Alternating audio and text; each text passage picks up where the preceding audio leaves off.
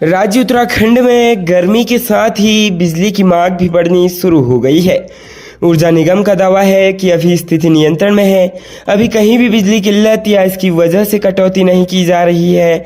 1 अप्रैल से केंद्र में मिला हुआ बिजली का पूर्व का कोटा समाप्त हो गया। नए कोटे के तहत 150 मेगावाट और 144 मेगावाट बिजली अलग से मिलनी शुरू होने जा रही है। वहीं यूपीसीएल ने वायु ऊर्जा और सौर ऊर्जा के 2 पीपीए भी कर लिए हैं, जिससे दिन में बिजली किल्लत नहीं होगी। यूपीसीएल के अफसरों का कहना है कि अभी 4 करोड़ यूनिट प्रतिदिन के सापेक्ष लगभग पूरी बिजली उपलब्ध हो रही है, लिहाजा कहीं भी बिजली कटौती नहीं की जा रही है। उधर प्रदेश में 1 अप्रैल से नई विद्युत दरें लागू होनी थी, जिसकी तैयारी भी नियामक आयोग ने पूर्ण कर ली है, लेकिन चुनाव आचार संहिता के चलते इस बार दरों की घोषणा नहीं हुई है। अब नियामक आयोग 19 अप्रैल को चुनाव होने के बाद इस बाबत एक पत्र चुनाव आयोग को भेजेगा। चुनाव आयोग की अनुमति के आधार पर बिजली दरें घोषित की जाएगी। राज्य उत्तराखंड के पूर्व मुख्यमंत्री हरीश रावत ने कहा कि कांग्रेस जल्द मैं हूं पप्पू अभियान का आयोजन करेगी। उन्होंने कहा कि पप्पू शब्द का प्रयोग मां अपने बेटे के लिए प्यार में करती है। पप्पू नामक बच्चे से सब लोग प्यार करना चाहते हैं।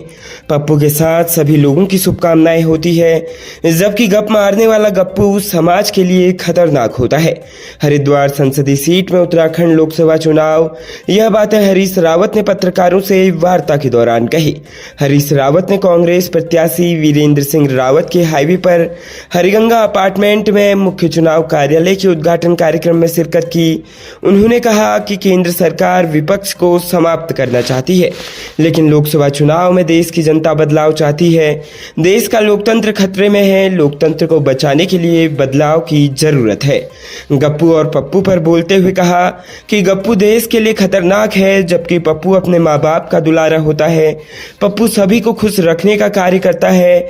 गप्पू भाजपा को मुबारक हो। जरूरत पड़ने पर जल्द कांग्रेस पार्टी में भी मैं हूं पप्पू अभियान की शुरुआत करेगी। प्रदेश के सेमखलिया गांव में रविवार को रिटायर्ड पोस्टमास्टर का निधन हो गया। जैसे ही बड़े भाई की चिता को अग्नि दी गई, वैसे ही उनके छोटे भाई को भी हार्ट अटैक आ गया। आनन फानन में अस्पताल ले जाया गया, लेकिन उनकी अस्पताल पहुंचने से पहले ही जान चली गई। रामनगर के सेमखलिया गांव में रिटायर्ड पोस्टमास्टर के निधन के बाद सदमे में उनके भाई की भी जान चली गई। मिली जानकारी के मुताबिक डाक विभाग से सेवानिवृत्त केशवदत्त जोशी का रविवार तड़के करीब 3 बजे हार्ट अटैक से निधन हो गया। घाट में जैसे ही उनकी चिता को अग्नि दी गई तो उनके छोटे भाई को भी हार्ट अटैक आ गया। आनन फानन में छोटे भाई को अस्पताल ले गए, लेकिन रास्ते में ही उन्होंने दम तोड़ दिया। बताया जा रहा है कि दाह संस्कार के बाद परिवार के लोग मुंडन करा रहे थे।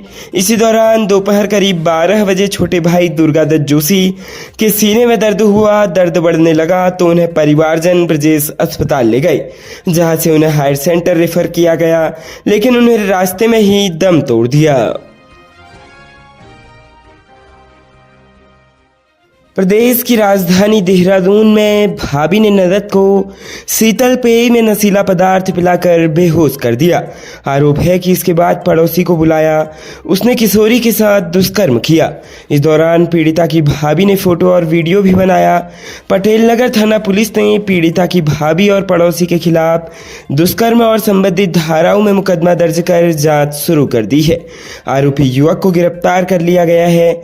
लड़की के पिता ने पटेल नगर थाने में तहरीर दी।